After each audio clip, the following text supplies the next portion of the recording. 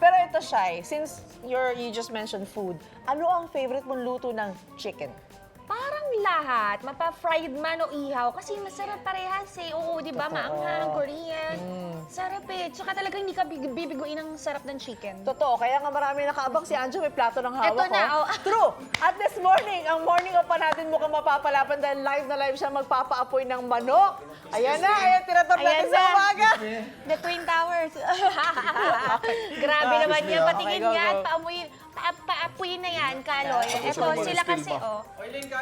Lalantakan na nila ulit. Attack na, guys. Ito nga muna. Alright. Ay, tas nyo na.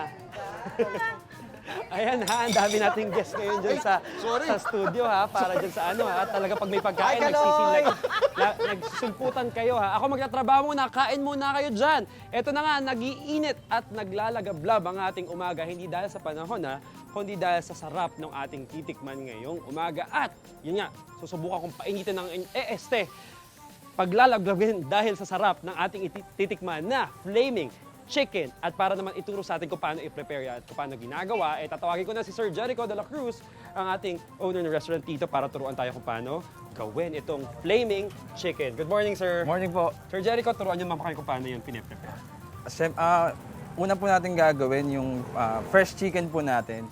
Binabrine po natin siya. Tapos, opo. Tapos ito para po siya maging juicy. Tapos Alright. ito po yung aming homemade breading po. I see, Then i-coat okay. lang po natin siya. So may special mixture tong kahalo? Yes po, homemade po siya. Alright. Okay, after po natin ano dyan sa breading, iikot dyan, Brian, ano pong next step? I-fry na po natin siya. Make sure lang po natin na mainit po yung mantika para po crunchy at lutong-luto po yung loob.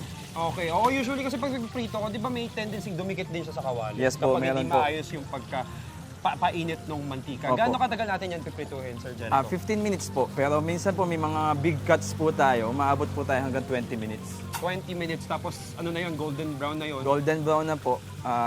Juicy po yung loob. Alright, so etong flaming chicken, bakit yung naisipan yung ganong gimmick sa fried chicken na flame? Yung flaming chicken po natin para po dagdag showmanship po sa mga customer natin. Sa murang halaga na kain po sila ng restaurant quality. Plus yung showmanship, saka po may dagdag pong smokiness flavor po, which is yun po yung Ayun. nagdi-differentiate sa normal na fried chicken. So, na-mention mo na yung smokiness. Bakit siya nagiging smoky? At tapos, ano yung ginagamit niya para mag-flame yung manok Bali, dun sa ginagamitan flame? po natin siya ng alak.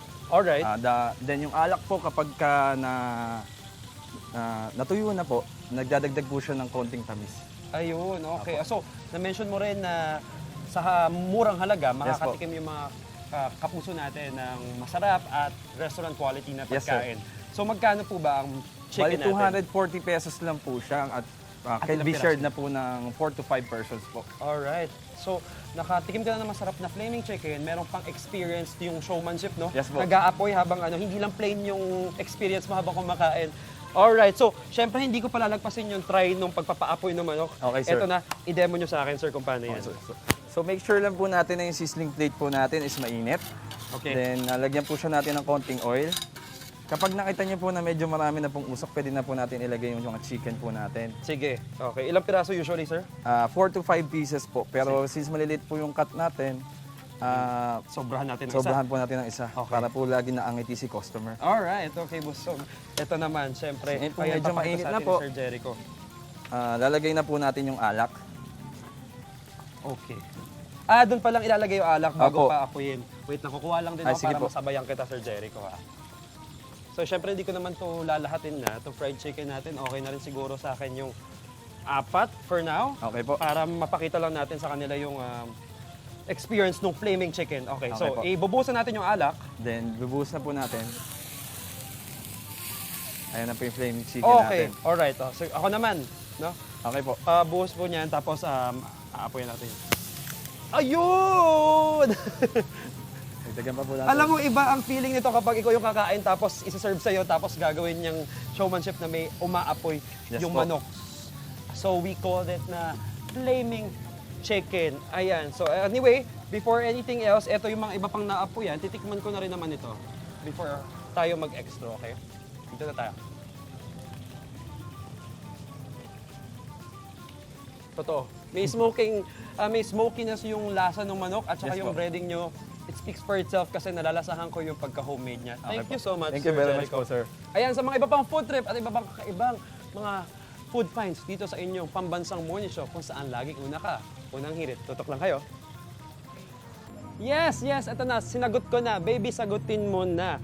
At alam ko namang inubos nyo na yung manok dyan sa set. So eto, magtutuloy tayo. Nandito pa rin tayo sa Santa Maria, Bulacan, kung saan pinag-init at pinaglagablab natin ang umaga natin dahil sa ating natikman at na-experience na flaming chicken. At eto nga, this time, yung chicken nila with gravy naman. Pero kanina, we did the process. Kanina, we started with yung brining, tapos ni-roll over natin siya dun sa kanilang homemade mixture. After nun, diretso tayo sa pag-fry ng manok. Yung frying will take about 20 to 25 minutes para naman maging golden brown siya at maging perfect siya for serving. At yung serving nga nila, nasa sizzling plate, 5 to 6 pieces all the time. Tapos, isa-serve nila yan sa table ng mga customer natin sa murang halaga with restaurant quality of their chicken. Tapos doon nila ngayon lalagyan ng liquid. Tapos aapuyan. Tapos ayun. Makikita nyo yung experience na may apoy habang sinaserve sa inyo yung flaming chicken. So yun yung nagpapa-stand out sa kanya. Ayun naman, kita nyo naman ngayon, sa lasa, nag-iba from the plain chicken na natitikman natin mga fried chicken sa kung saan saang restaurant. Ito sa kanila may pagka-smoky because of the flame at also yung pag-marinate sa kanya with the powder. It's very unique kasi homemade. So yung recipe very personal, kaya naman iba yung lasa niya sa usual. Okay, so ito naman, tikman na natin yung may gravy kasi kanina yung naapuyan lang eh. Ito, it's dipped and smothered with gravy. Kukuha ako dito sa gilid. Tikim lang, totoong tikim to, hindi ito isang malaking kagat.